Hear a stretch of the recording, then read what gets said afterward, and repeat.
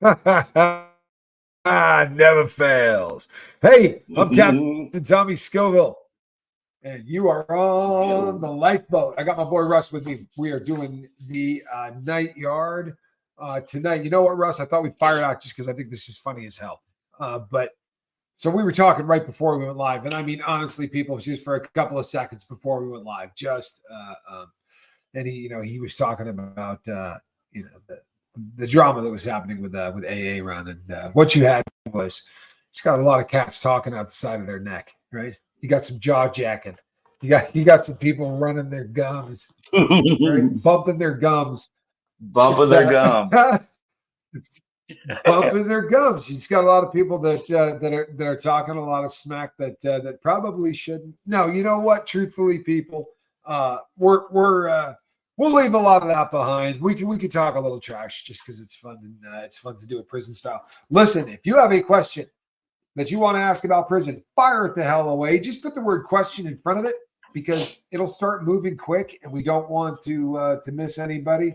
You don't have to attach a dollar amount to a question. All you got to do is write the word question in front of it. This is the felons hanging out for a little night yard. So no compulsions. So you may or may not know, if you have been watching, I have been going over on Esoteric Atlanta, and I've actually been talking about some prison stuff over there. And Russ, this is stuff that never came out, stuff that I heard from an unsolved case, so to speak, that I've been talking about over there. One that you and I have talked about privately in the past, but I think the time probably has come for me to start talking about that one. But getting new lingo for the Thanksgiving dinner conversation. Yeah, I saw that. Absolutely, right. Here to help. Here to help. You're getting ready for the big Thanksgiving spread. Knock on the table before you get up. You give it a double knock, damn it, before you get up. Right. Russ, how was the Thanksgiving spread in the state? What Thanksgiving spread?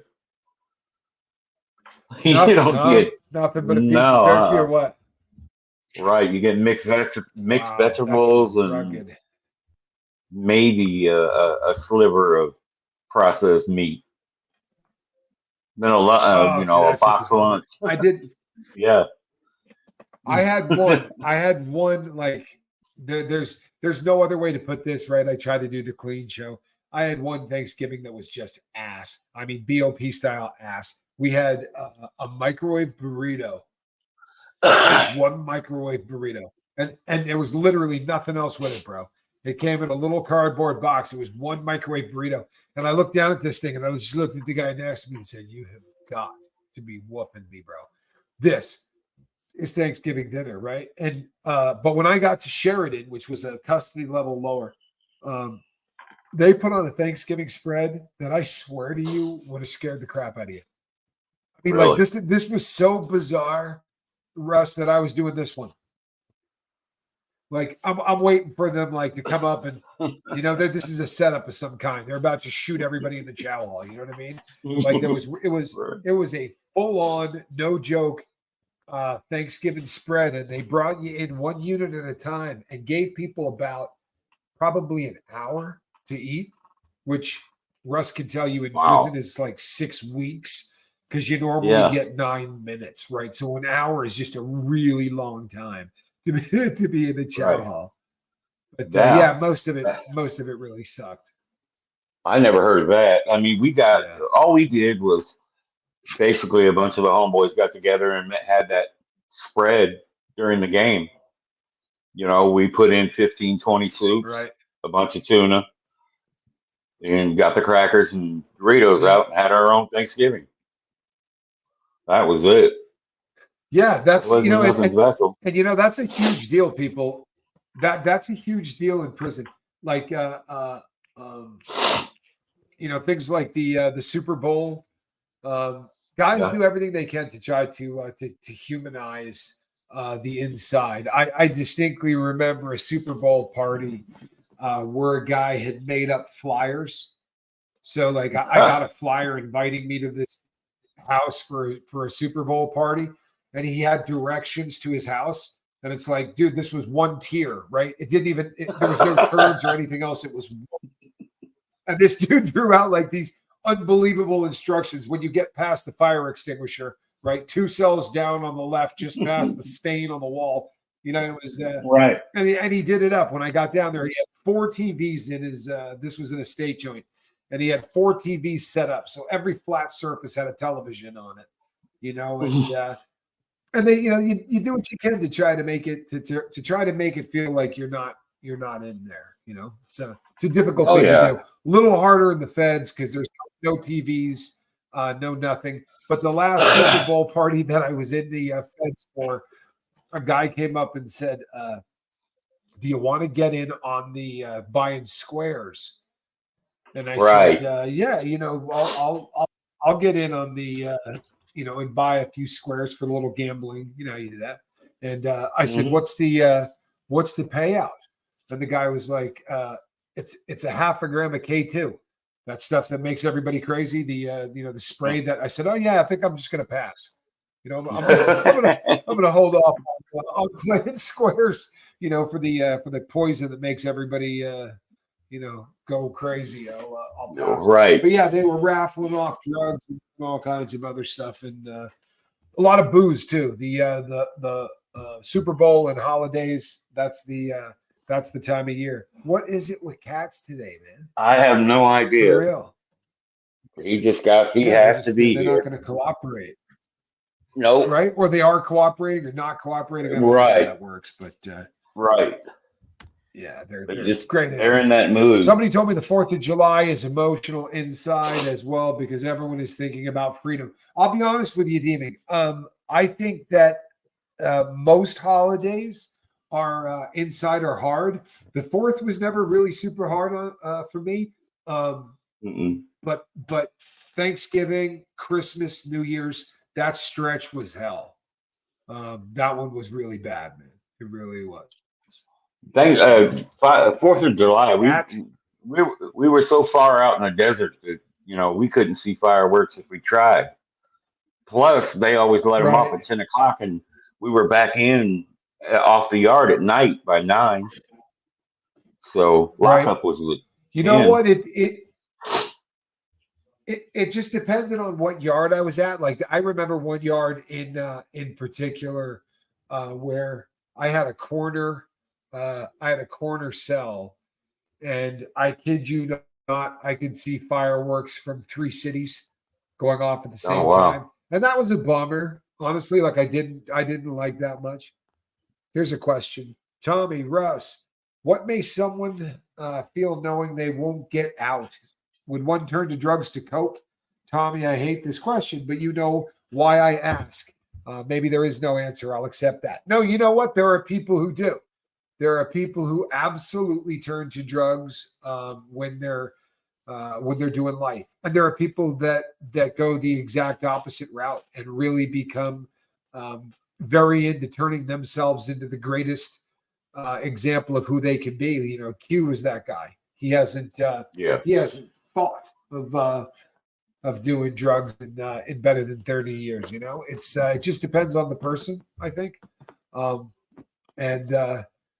Yeah, you know, prison's amazing. For some people, it can be like going to a you know, almost becoming a monk. You have an opportunity to have all of the BS in your life stripped away from you, so you can sit down and work on exactly who you are, or you can watch TV and gamble. Right? So it's up to you. But you sure as hell have a lot of time to kill to work on yourself if you want to. I know guys, I don't know if it's in the feds like it is in state, but guys that get life, they usually start out at level 3, level 4. And then the more years go by without an incident or a write up or, you know, a 128 or a 115 is what we called them, their points would drop. Eventually, they'd start dropping levels and go to different prisons. Like you'll start out at a 4, you go to a 3. Then they're so used to cell living and being locked up in a cell. Once you get to a 2, you're in a dorm, and then they're real freaked out about that. Right. You got a guy who's done 25, and he Sure. finally made it to a level 2. It's hard for them to adjust. So Yeah. they have a fine line right there. And I've seen guys that were lifers that It's had good funny when records. Yeah, they would yeah. they would What I really thought was mess funny was up. when I got to the last yard I got to, Russ, was Prisney land. It was a super soft yard. And there were about 5 or 6 guys there that were doing life. And a couple of them had already been on that yard, 6 or 7 years. And this was just their reality was that they were going to spend the rest of their life there. And they fought hard to get to that yard because it's it's soft. But yeah, the Mhm. reality for a lot of people is that, this is where you're going to, spend the rest of your life, so the best you can hope for is to try to get to a place where you're going to be safe and have at least some comforts of home where, but no They matter would where you roll are, you're up still and going to be locked up. yeah, they would roll up and check out, go to sensitive needs yards. So you know, I don't know if that's what they wanted to do or whatever, but I saw a lot of that. Lifers just couldn't handle it at a lower level, but needed to be away because if they're in there for killing 2 or 3 people, don't think they won't kill another 2 or 3 people, but they don't want to go that way, so they'll check Absolutely. out. You know, because on level 2s and Absolutely. level 1s, You know, you got so much more drugs and choices. yeah, absolutely. The higher, yeah, the custody level to be sure. Yeah. What I saw a lot in the feds, if you got a caseworker that had his what together, when you saw someone whose custody level was dropping, they'd go into the guy and say, "Man, you do realize you're going to be in a dorm in like 6 months, right? Like that's where this is Mhm. going. Your points are getting to that point." And the guy'd go, "Oh man, I don't want to be there." Okay, good, because I'm writing you up right now for out of bounds, right? Which is just a chicken crap write up that really does absolutely nothing to you, right? They call it in the federal system, a 100 series. That's a very bad fist fight or a murder, attacking a cop or whatever, right? And it goes all the way up to 400, which is like having contraband like cardboard in your cell or whatever. And out of bounds is it's a level 4 write up. It's nothing. And the counselors would go in and say, "Sorry, bro, caught you out of bounds again," and they'd write them up, and it would keep the old timers on a yard where at least they were going to get dorm living. You got to realize that for Right, these right. people that are doing life, I knew a guy that had 30 years with the same cellmate. Like these two cats had spent 30 years living together, and um, just had a great relationship, good friends, homeboys, and boy, after that much time, I just said, can you imagine if they separate these cats? They're going to go insane. But two lifers Dixie, and you got to fight. He's like, he's right. You got to yeah, fight to get your custody level down. It's not an easy yeah. thing to get through large stretches of time in prison without getting write-ups. It's difficult. It really is. Dixie asked if level 1 or 2 are scarier and more violent. No, those are the softest levels you can go to. But you take a convict Correct. from a level 3 or level 4 and put him on a level 1 or 2, there's going to be a problem. More often, Correct. more often than not, because level 3 and level 4, they are so much more respectful. They don't play games. These are older cats. Level 1, level 2, they usually put youngsters, all that.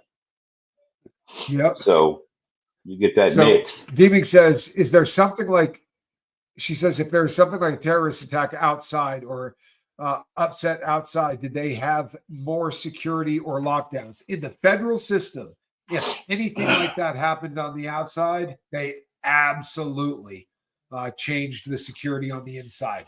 They would lock the place down if they thought that for any reasons at all, it could get anybody agitated. If there was somebody scheduled to be put to death, anything like that. They were going to lock everything down. They really, in the feds, they ran it really, really tight. Right. We got another Not in the question state. here. I'll tell you something real quick. What's that? But most state prisons, like Chuckawalla or most of those. You ever heard of the San Andreas Fault? Yes, You know what that is? Most I prisons are do. very, very close to the San Andreas Fault. If we have an earthquake, we're gone. They're not going to care about us or any kind Yeah, of right. attack or anything like that. We're just locked in our zone. We're dead. They don't do anything for This terrorist is a great attacks. question. No, this is a great question. Mary Jones says, question, with both of you having experience in prison, what are things that can be done to improve the chances of people doing better once they get out? I'll tell you what, my personal opinion is this. The entire system would have to be scrapped and restarted. And Yes. what would happen is you would teach people who went to prison that if they followed the rules explicitly, great things happened, right? Like you don't get caught doing anything wrong. You're not slinging dope. You got a job. You're going to school. You're doing everything they tell you to do. They're going to let you live in a nicer place. They're going to let you wear nicer clothing, right? They're going to give you more freedom. Instead, they do the exact opposite. You go into prison, and the guys that are living good, they don't have jobs. They're slinging dope, right? They got a sports book. They're running an illegal store, right? The squares that are going in and doing everything the way they're supposed to, right? They're starving. And it doesn't make sense, but it reinforces bad behavior, in my opinion. What do you think, Russ? Yeah. In the state, I think they do need to scrap the system or and give better resources. And the CDC, that's what it used to be called, CDC, California Department of Corrections. Now, recently they put an R on the end of that because it's supposed to be rehabilitation now, and they're more focused on that. While they're overcrowding the prisons, they want to be called the CDCR, California Department of Corrections and Rehabilitation, which they don't do. They throw you out in the middle of LA, of all places, in a halfway house. Look at LA on the news. I Right. mean, you you got all the drugs, the homeless, everything. What are they going to do? Ex-cons? No, we don't have a better chance out there. Some do if they go to different No. counties. Like I was Orange County, away from LA, and I had people there. So you know, they give you that The first really drug test. sad thing is Go ahead. it's a crapshoot. It's a Yes. crapshoot. If you get the right resources, if you get the right people, if you get a caseworker that's, and I'm just keeping it real, that's brand new, because they'll get burned out, and it's not because of the convict. They get burned out because of the system. They get in and they go, I can help this person. I can I can honestly get this person back on their feet. I can keep them from going back to prison, and not the convict, but the state or the Fed or Right. whatever ends up letting them down and changing providers and cutting off this and no longer having this drug on the formulary and changing things for money every 5 minutes and leaving the inmate out to dry. And those people get really burned out and they stop caring. But the people in the You're beginning, right. I think there were a lot of people that, yeah, that fight hard for you, you know. Yeah. But the parole officer would But tell yeah, us, I it mean, need they let us know from the gate, we'll give you that first drug test. If you go out and you get high, that first drug test is free. Anything after that, we'll start violating you. Well, most guys would just box up right. a pair of tennis shoes and send them to the parole officer because, I'll be running. You got to catch me. And that's Yep. what they'll do. They'll start, doing crime again. They don't offer you anything. They just expect you to just go, and everything will be hunky dory. And you're Here's talking your about a dude. $27. Here's your Yeah. $27. Best of luck. Well, they gave us 200, but I had to leave Really? Oh, California. that's big Yeah, pimping. they kicked me out of Oh yeah. California straight from the joints. And they said we don't want you in the state no more because of this. And they bought me a bus ticket, and that was 3 days of hell all the way to get home, and I had to start over. Honestly, I think I was given $53 was what I was given. But you know what? But I had a halfway house to go to. I was blessed in that, you know what, man, by the time I got to the halfway house, I'd gone through Q. Like Q had beat the piss out of me for so long that by the time I got to that halfway house, man, like I was there was no chance. Like I walked in, the first thing I saw was somebody getting high, and I was just like, you know what, man? Nope, not me. Turned around, walked out, went downstairs, like, walked around like I was touring the building. Like I'm not, I will wait for that dude to disappear before I go back up there. I went in with a different mindset than I had ever gone into before, but Right. but not because the system didn't do anything to help me. You know what I mean? A convict did. I got really, really You lucky. did. Yeah. And like I told you, I had that friend that just got done doing 27 life, and they let him out. The first thing he did when he got out is, he contacted me through his cousin who knows how to do Facebook because he doesn't know how. And I got to talk to him, and I said, "Are you okay? You need anything?" He said, "I'm out here at this halfway house." I said, "Check this out. Go to Walmart. I'll send you $500." I sent him $500 to get him on his feet, and that got him helped and got him out to where he needed to go. Which Right. thank God, because he just got done doing 27 years straight. And we were high school I mean, good friends. Lord. Yeah, they did nothing for him. Nothing. Gave him state clothes, state boots, and that's it. People, I wonder if you can wrap your brain around this, right? So look, try to hang with me on this, right? You go back 27 years. What are we talking about? We're talking about you never used a cell phone. If you did, it sure as hell wasn't a smartphone, right? I mean, you may have used a phone to make a cell phone on. You may have even been able to send a text on that. But Or see it on smartphones, TV. the world has changed so much. Yeah, the world has changed so much in 30 years. It's hard to wrap your brain around. But I've Right. watched so many convicts walk out of prison that way. Who, I remember sitting with a guy. He was sitting on my rack right next to me. A guy that had done 50 something. He was a bank Mm. robber, kind of a famous one in the federal system. But he sat on the rack next to me the day he was leaving, and he goes, "Man, I just don't know what the hell I'm going to do." He's like, I Shawshank got to find a Redemption. Yeah. payphone. I'm like, bro, payphone. I'm like, payphone.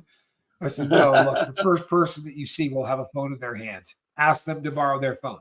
They will let you make a phone call. But it's frightening what we do to people. We incarcerate them for a long time. And the theory is that we protect society from people like me and Russ, right? So we're not out doing dirt and hurting society or killing people and doing whatever, right? That's one theory.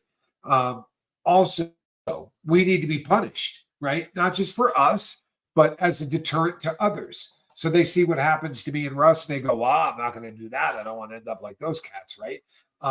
Then we need to be rehabilitated, right? All of these things are supposed to be part of this whole sentencing thing, but they're not Yep. rehabilitating anybody.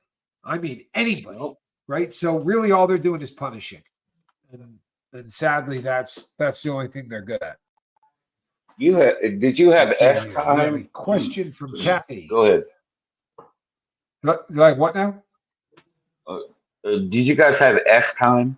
Like the last 2 weeks or month you were in, they would send you to a program or send you to a building where it would start showing you life skills or Nope. nothing. Nope. I know what They you're did. talking about, but they did not do Yeah. anything like that at all in the feds. No. Yeah, they take you off your job and Question: you what are some of the things that changed the most when you got out? What surprised you? That's an excellent question. What freaked you out the most when you first got out, Russ?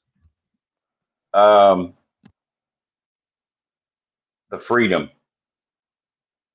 I was shocked at how and where I could go, what I could do, because I was so used to being isolated in one area, being told what to do, this, that. It was all new. Buying a pack of cigarettes or something to drink, or I would just be in awe for a few minutes. And phones were coming out more, beepers, all that, and the Blackberries, stuff like that was weird to Right. me. I had to catch up. Yeah. The way people dressed was You know different. what got me more than honestly, I think what freaked me out. Yeah, no, for real, deodorant. Like I stood in front of a deodorant wall for like 2 hours. But yeah, when I got the phone and I had the phone set up, I was like, there were all these convicts that were first getting to the halfway house that are like, oh, I've never used the cell phone. I got no idea what I'm doing. I'm like, ah, I've had cell phones since the first one ever, right? I've had them since they were the Motorola bag and then the brick, right? I've had a million of them. Get me a phone. They put that thing in my hands. I'd only been gone. You know what I mean? Like I'm gone a decade. I got that thing in my hand. I was like, what is this? The brick. Right? What do you do to turn it on? Like, oh yeah. I mean, it had changed so much so fast that I was completely lost. I was 100% lost. I remember the brick phone that had that big, thick old antenna on it. That's what I used. Oh yeah. Oh That was yeah. weird. Yeah. $1 a minute. I watched a guy. Yeah. $1.75. Yeah. $1.75 in Houston cellular. I saw a guy take that by the antenna and hit a dude in the head. And we had to detour the guy to the hospital for stitches. I told that story on one of the Lifeboat episodes. But yeah, Wow. I watched a guy get his wig split with a Motorola brick. Man, It was funny as hell. a lot had changed. Yes. So much has changed. It's incredible. I think probably what changed the most for me this last go around was me. Truthfully, like this was really a shocker for me that when I walked out this last time, like this was not my first go around. People between two prison rips and how many times I walked out of county jails. I mean, like I had only gone to prison twice, but I had walked out of county jail probably 25 times, maybe more than that. But this time when I walked out, I wasn't thinking to myself, I could go get high, I could go get cigarettes, I could go get nicotine, I could get a buzz, I could buy. That was the first time that I walked out that I was like, I looked around and I thought to myself, I'm kicking the crap out of this world and it's going to have nothing to do with catching a buzz. Like for real, that was the biggest change this last time was how much I just had no desire to catch a buzz because every other time it was like, I was honestly hoping there was a dealer in the parking lot, right? Like maybe there was just somebody there slinging dope. Like I could be that lucky or whatever. But right. Debbie says, question. I know a lot of people claim they're innocent. But what happens if they really are found innocent? This is a great question. This is going to disturb the crap out of you, right? Yeah. This is going to disturb the crap out of you. But I'll tell you what happens, okay? There's two things that can happen. One is called an Alfred plea. And this is the most disturbing thing in the whole world. Because what this says is this. You know what? You probably didn't do this, right? Honestly, you probably didn't do this. I think you're probably innocent, but we're not going to say you're innocent. We're just going to let you out. But in agreement, you're not going to sue us.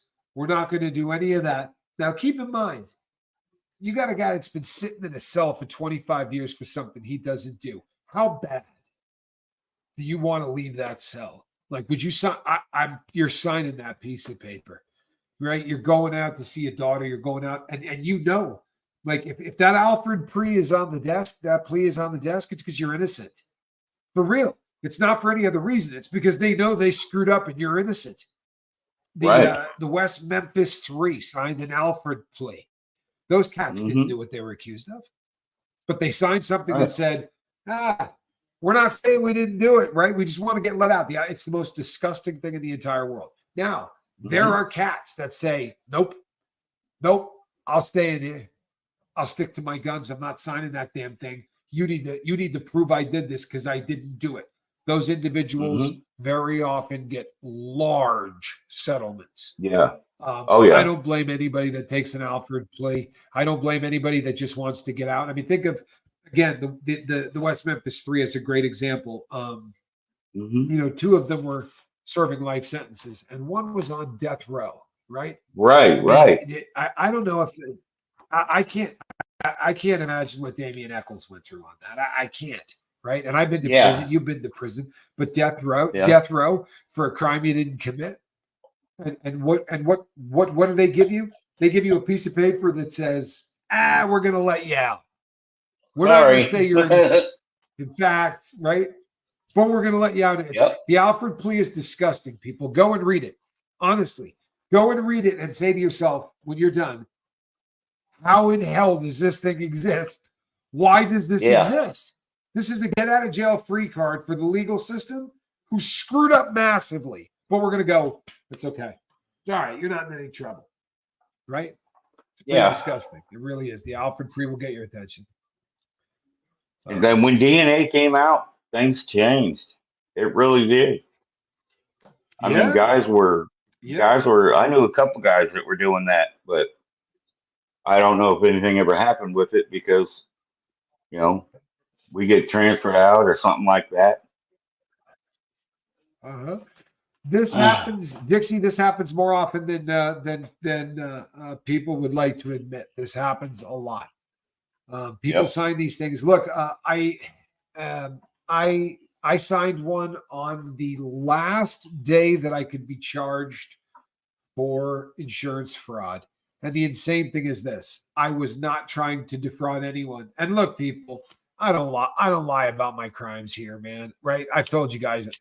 All right. This literally was not a hustle. Right? Now, let me take that back. I injured myself. It was completely legit. But on a phone call, I said I may have claimed that I had a job I didn't have in hopes of getting a check, right, for the time I missed work. So that was the only part that was, but I never filed. I filled out the papers and all that. And then when the time came to file, I just didn't do it. By then I had a job. I never followed through. They came and arrested me on the very last day that they could. And they said, would you like an Alfred plea? Right? Sign this today. Goes away. It's all done. Right? You're not in any trouble, nothing else. But down the road, right, when I got in trouble for the bank robberies and all that, they said to me, you have X number of felonies. And I said, no, I don't.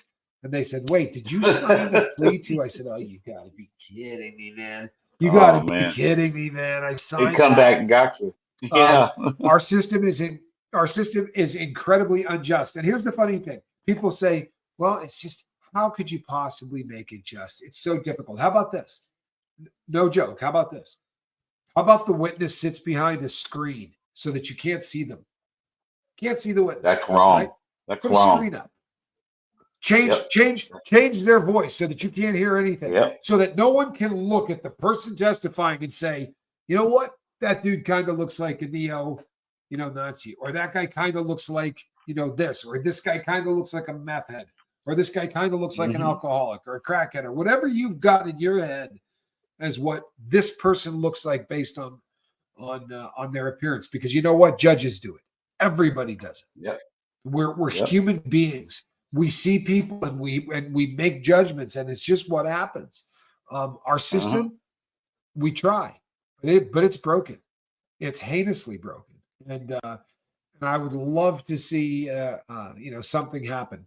Martha Simmons says people who can't afford a lawyer get lazy public defenders who convince them they should take a plea when the defendant probably could have beaten the charges. I want to tell you something. I agree with you that this is a fact, right?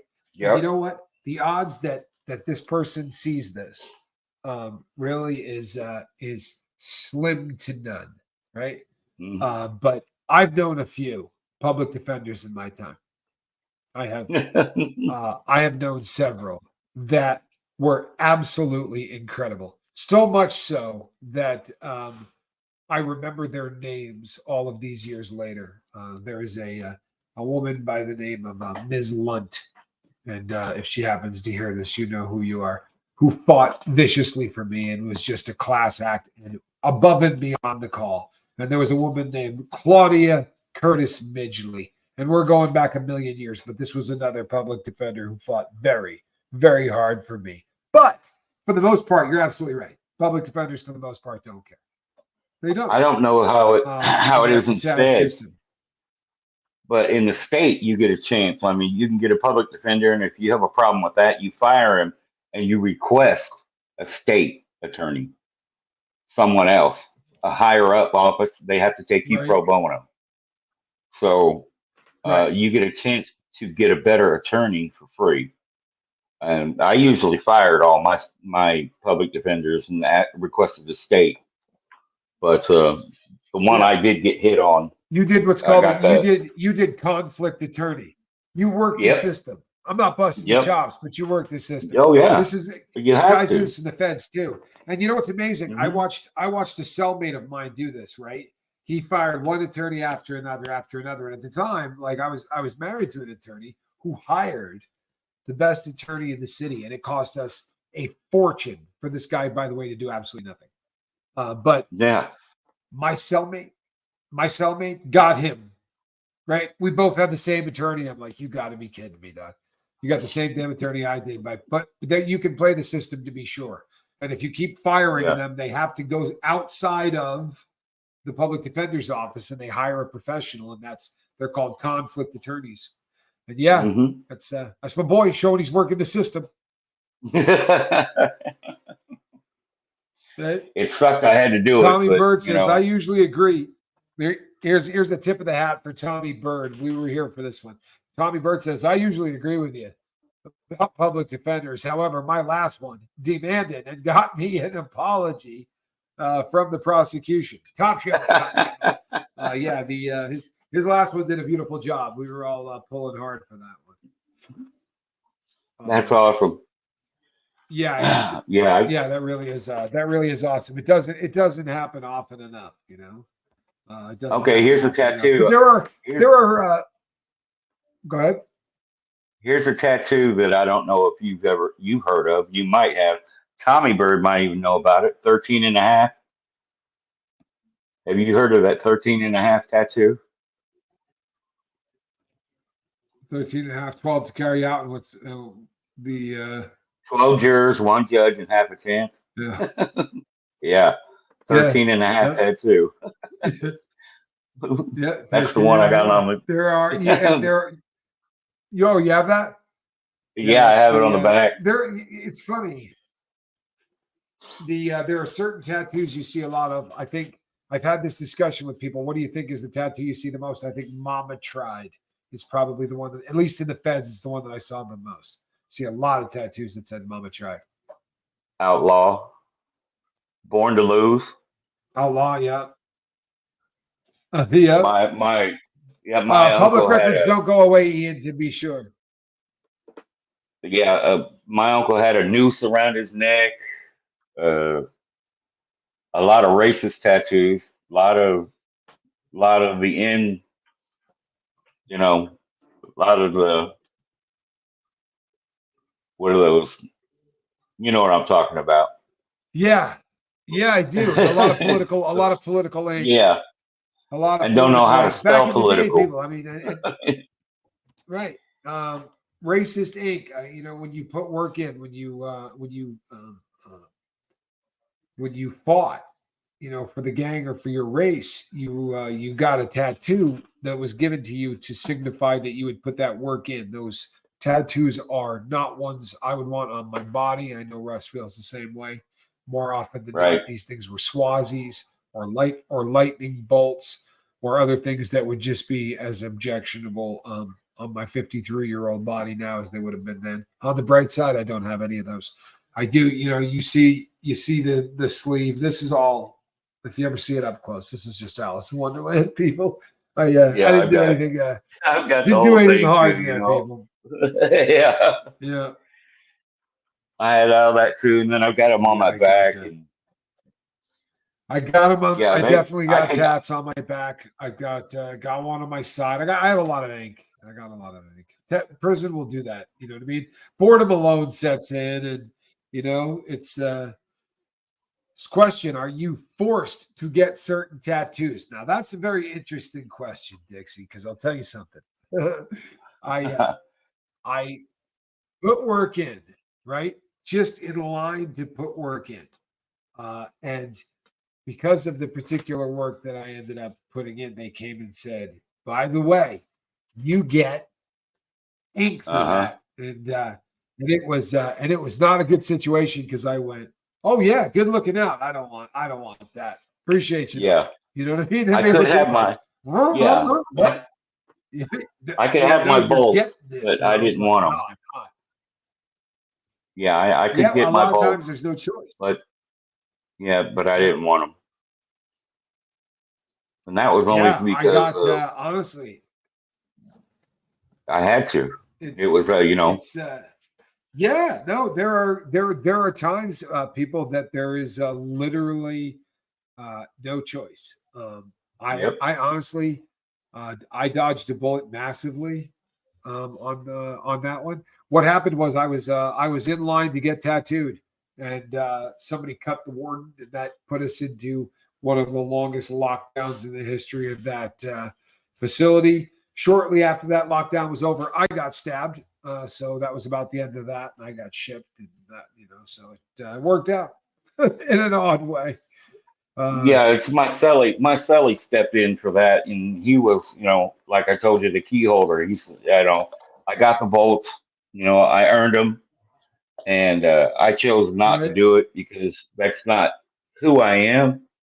But I had to be that person. Like I said before, I can't be that now because that's not who I was in the beginning. It was strict survival. That was it, and that's what it's about. right. You know. No, I get that. I get that 100%. So Allie anybody B else from can get Tennessee that is too. late. No, we're gonna have to start over because Allie B just got here from Tennessee. You got to tighten Okay. up your game, Allie B. I mean, like, we're not trying to be, you know what I mean, but it's running a little late here. I'm kidding. We're happy to have you here. Yeah, And that's to everybody. Truthfully, man. Truthfully. it's like that stuff with you know AA run that's going on. I take it so personal over how it happened. You know, just because he's my friend, and if, like what I was talking about, if somebody did that to me and you sitting on the yard, we're playing cards or whatever, don't think I wouldn't have jumped over you to get to him.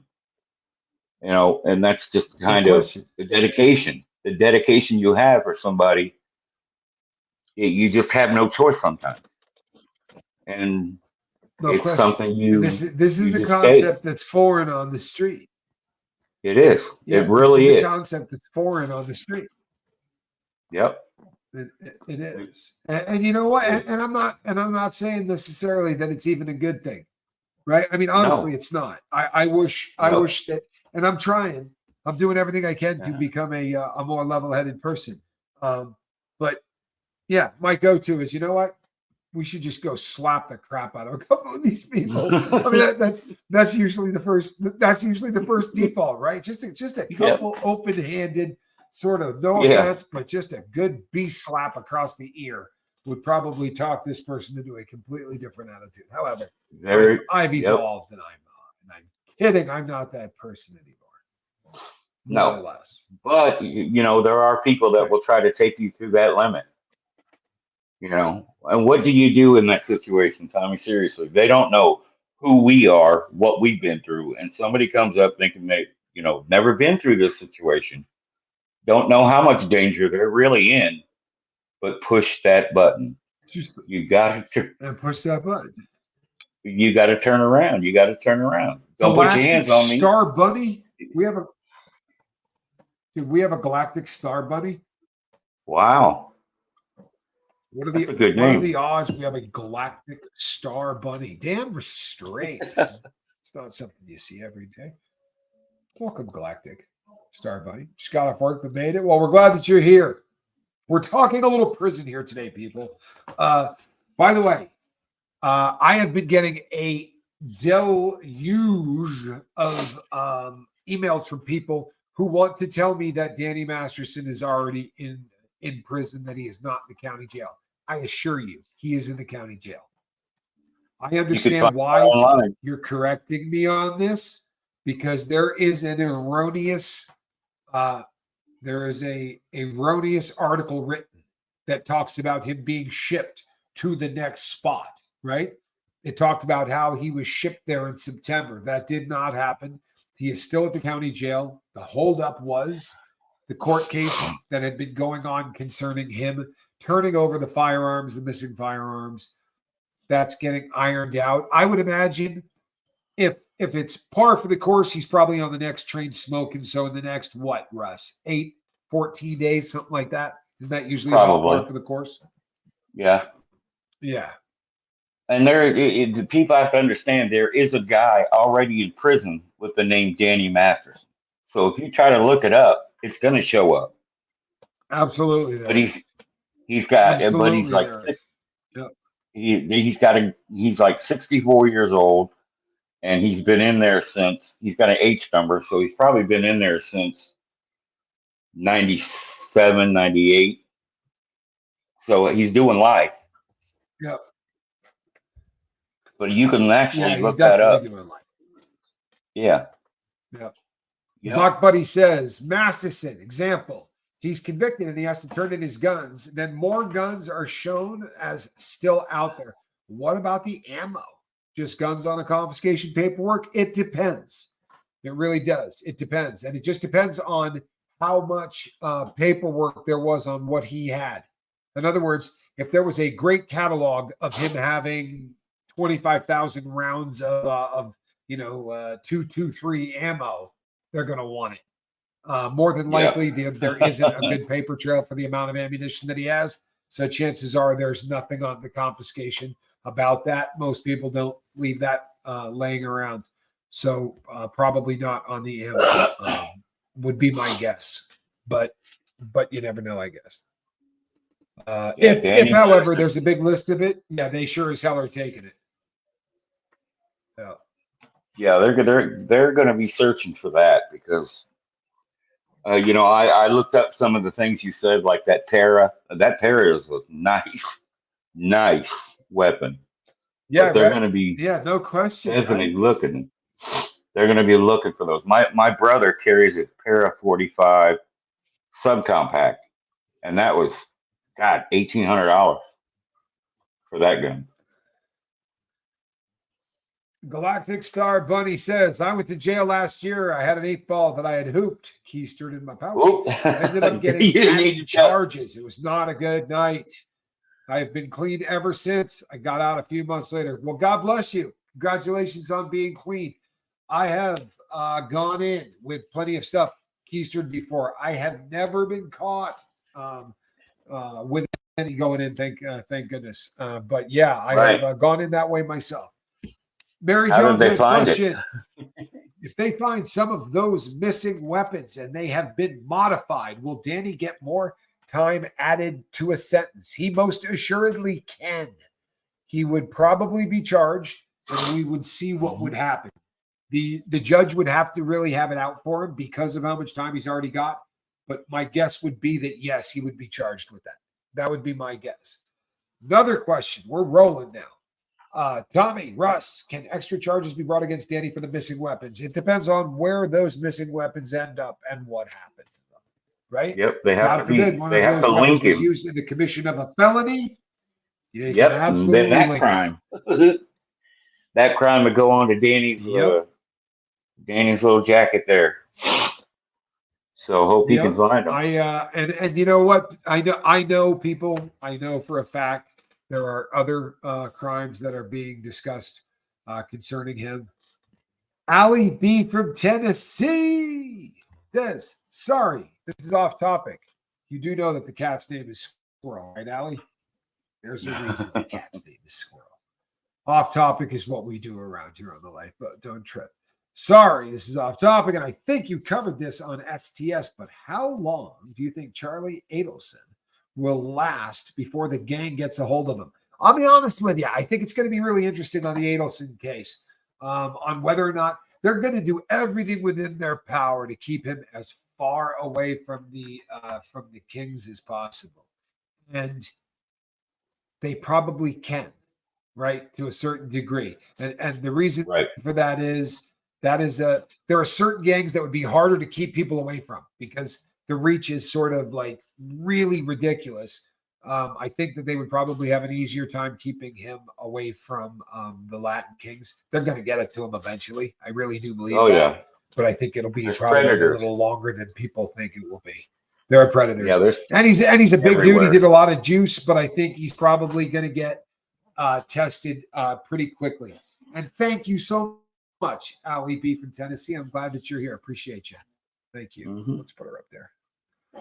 Right. It's always fun. I saw a comment the other day on one of your shows about a guy who said, I'm 6'4" or 400 pounds and I don't get into a fight. You said that on your show. And I said, that does not matter. I've seen guys 6'8", you know. Yeah, I mean, a lock and a sock will take you down no matter who you are. I'll tell you something else. I'm not kidding you. I watched a person that weighed about 155 pounds soaking wet in combat fatigues who went by the name Precious. Had this just sort of sublateral lisp, who came out of a cell and beat a guy considerably larger than me, like a bass drum. And it happened so fast and so quick that we all just stood there going, what just happened? You never know what you got until people start throwing, and things get real weird real quick. Yep. Real weird, real quick.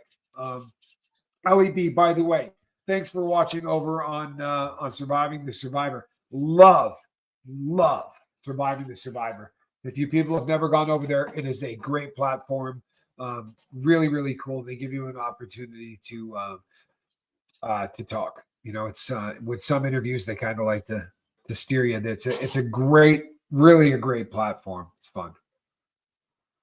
I walked out. This is funny. Go ahead. Go ahead. No, I walked out of my cell door and stepped over somebody who had their throat cut before just to go into chow. You know, right outside my door. Had to close the door and keep walking. Made it to the Sally Port, and this guy thought he was king crap, you know, but somebody had a problem with him and took him right out. Right.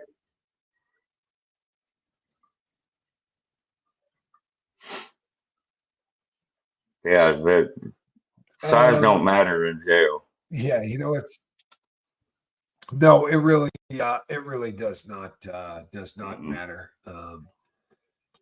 Simply put, it does not. Why, thank you.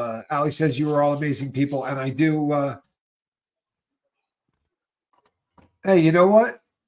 That doesn't go down like that at all. Wow. Right? That doesn't go down like that. Anyone want to do me a favor? I'm really sorry about that, my brother, but it doesn't go down like that. Would you remove that comment? Now, you leave a comment like that again, my man, and that will be the end of you. Right? We don't do that. The question that was asked, which was a legitimate question, was whether I would rather snort a line of ecstasy or a line of blow. And I'll be honest with you, bro. I got no desire to do either. Right? I got pretty happy about not doing drugs, which is kind of how I ended up here. Right? So it's all good, right? Debbie Logan says, question. I know this is stupid. No, you're not.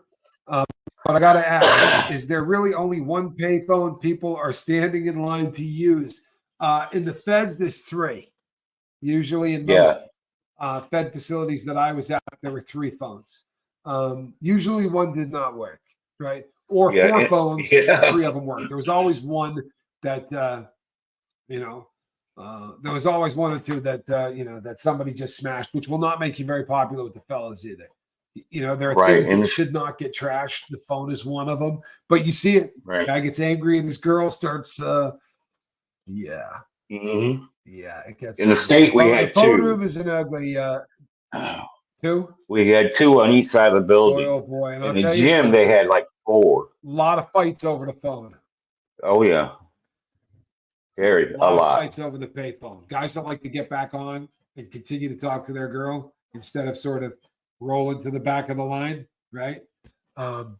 Yeah, it's an ugly place. The phone room the phone room is definitely rank with possibilities for people getting the ever loving smacked out of them. They in the Just state, they put were it right frankly. under the sally port where they had the guard for the cells, so he could just stick his block gun out and just shoot them. And I've seen him stick his gun, the block gun that shoots the little rubber Yeah. balls or the Oh, I little know that gun. square. Yeah, it just filleted this guy's chest over.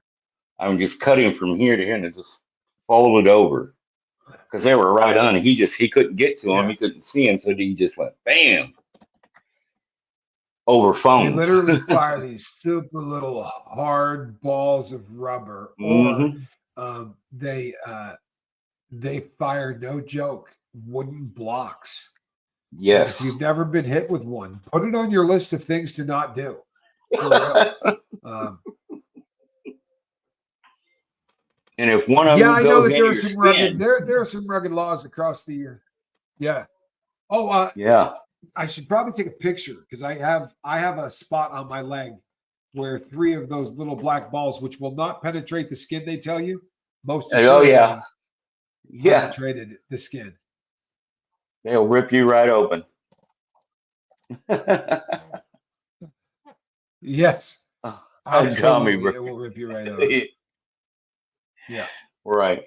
Question: Drama in prison. Man. Drama in prison Yeah. ends with people swinging at one another or people stabbing one another, and it happens all the time. And there are people spinning plates, and there are people who live on that drama in prison. There are people whose lives revolve around seeing if they can get that person to hurt that person, so that person will then, for real, because they got nothing else to do. And they got that kind of power, and they sit in there and do dope and take crash test dummies, 17, 18, 19-year-old kids who are send them on missions. stupid as hell and want some tattoos, and send them on missions, right? This guy needs to get hit. They won't even ask why. Dumb and happy as hell, hoping to have a big old S bolts on their arm or whatever. Right. Question: were your facilities all overpopulated? How about that question? I will tell you, Nancy. Not all of them. However, I was in the segregated housing unit in Phoenix, Arizona, in a 2-man cell, in the shoe, right? The hole, in a 2-man cell with 5 people in it. So I saw some pretty gnarly overcrowding, and I know you did. Good God, you were in the Cali system. Oh yeah. I mean, that's they had triple bunks in the gymnasium for overcrowding. Yeah. And that's crazy right there. Yeah. I did triple bunks until they changed the law. I was in a standard 2-man cell, triple bunked for 2 years. And then they came in and cut them out because the lawsuit. Yeah. And I think we all got a settlement. I think I got about 6 cents or something. Hey, Codswallop hopes I get sober soon. Codswallop, thank you. I really appreciate it. I'm going to be, I'll be putting down the tar heroin this afternoon. I'm going to try for the coke tomorrow.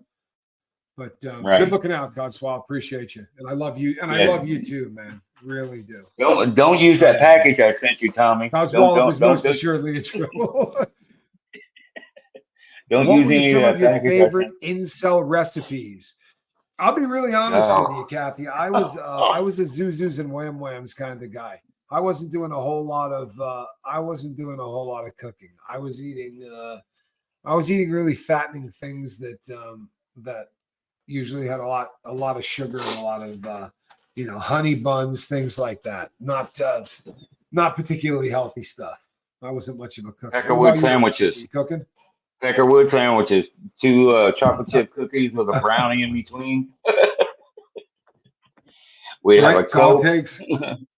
Yep. That'd be it. And then sometimes somebody would throw a slam and we get over it, start playing pinochle. Everything's good. Just living life the best you can. That's right. Well, while It's you're the best while you're in you can prison, hope for, right? right? Yeah, best you can hope for in those situations. All right, people. That brings us pretty close to the top of the hour. And guess what? My Yep. cat is still exactly where she's supposed to be. Tell me this is not a dedicated kitty here, people. Still in the basket, huh? All right, people. I am Captain Tommy Scoville. On the other side of the glass is my convict from California, brother Russ. Russ, thanks, man. It's always a pleasure to have you Yeah, on here. It really yeah. is. Hey, I'm sorry for Texas, but I hope you're all right. No, you know what? No, you know what? I appreciate that, man. I really do. And yeah, this is this world we go through is a challenge. You know, I It is got through this one without doing dope, so I'm pretty happy about it. You know, so awesome. it worked out. Allie B, hold on. I'm starting to like Allie B. Let's see here. Fun fact: I was asked to be on the next season of 60 Days In. I kindly declined. I feel like I could be positive light in there for some, but also I'd be scared because I don't fight. Allie B did not go in to 60 Days In. Good. I I'm heard that looking was at a a scam thumbnail this anyway. big of you, hun. But from a thumbnail this big, Allie, I do not see you as the person that should be in on 60 Days In. And No. maybe I need to blow that up bigger, but you don't look like you're ready to get yoked up and go in there and handle that, Allie B. From what I understand, they make you tell on everybody in there in order to be on the show, and you don't want to be caught doing that. So, yeah, she looks way too pretty to be. It's not a place you really want to get too involved with the telling if you can avoid it. But thank you so much, all of you. We're going to be back doing this again. I will be here tomorrow morning at 5 a.m. Between now and then, people reach out and try to save somebody. All right, Allie B. from Tennessee. Stay out of 60 Days In, please. All right. Yeah, please. See you on the next one, people. Thanks, Russ. God bless. You too, buddy.